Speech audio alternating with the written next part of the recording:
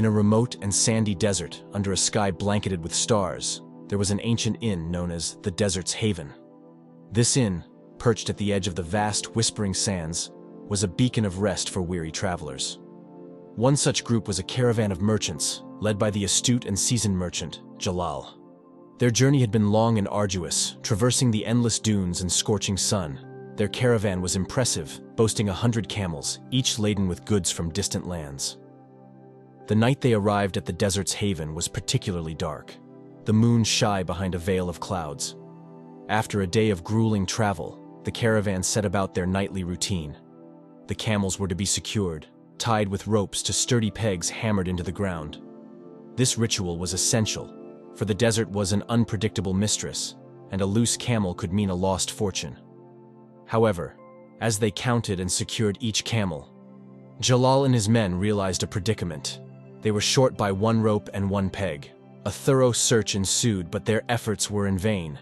The night was deep, the hour late, and the local shops long shuttered.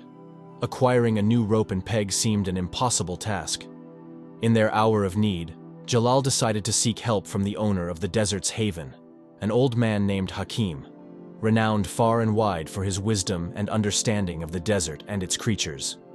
Gently roused from his sleep, Hakim listened intently to Jalal's problem. With a calm demeanor, Hakim advised, "Do not fret. I don't have a spare peg or rope, but I can offer you a solution. Go, pretend to hammer a peg into the ground and mimic tying the rope around the camel's neck. Assure the camel it is tied and command it to rest." Jalal and his men were taken aback. They were practical men, unaccustomed to such unorthodox methods. "But how can we secure a camel with nothing?" they protested. "How can an imaginary peg and rope hold back a real camel?" Hakim smiled, his eyes twinkling with a knowing light. "Trust me," he said. "The camel will not know the difference. It is accustomed to the routine, not the reality. Go, try it, and see." Though skeptical, Jalal and his men had no other choice. They returned to the untethered camel and went through the motions as instructed. They mimicked hammering a peg into the soft desert ground and acted out tying the rope. To their astonishment, the camel, following its nightly ritual, settled down to sleep. The night passed uneventfully, and dawn greeted the caravan with its warm embrace. The merchants prepared to depart, untying their camels and pulling out the pegs. All the camels rose, except for the one that had been tied with the imaginary rope. No matter how much they coaxed and pushed, the camel refused to stand. Perplexed and at a loss, Jalal returned to Hakim for advice. The old man, upon hearing the situation, chuckled softly. "Did you untie the rope and remove the peg from that camel?" he inquired. Jalal replied, bewildered, "But there was no real rope or peg." Hakim's eyes crinkled with mirth. "Just as you tied it, now you must untie it. Perform the same actions in reverse, and the camel will rise." With little choice, Jalal and his men returned to the camel. They mimed untying the rope and pretended to pull out the peg. To their utter amazement, the camel immediately stood up, ready to proceed. The merchants were astounded. They thanked Hakim profusely for his wise counsel. "You have profound knowledge of camels," Jalal remarked. Hakim shook his head gently. "It is not just the understanding of camels, but of the mind itself. This lesson goes beyond the desert and its beasts. It is a metaphor for the limitations we impose on ourselves, the imaginary ropes and pegs that we believe bind us." Jalal pondered Hakim's words as the caravan set off once again across the desert. The encounter had left a deep impression on him.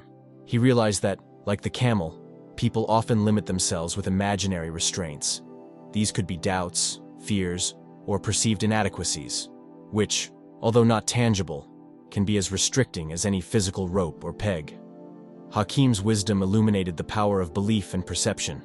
It demonstrated how one's mindset can either tether them to the spot or set them free.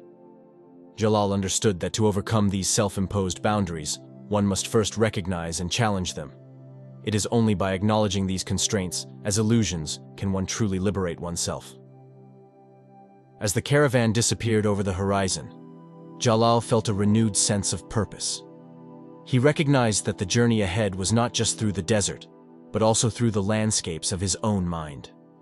The story of the 100th camel became a parable, not just for him, but for all his men, teaching them the power of belief and the importance of freeing oneself from the invisible chains of doubt and limitation.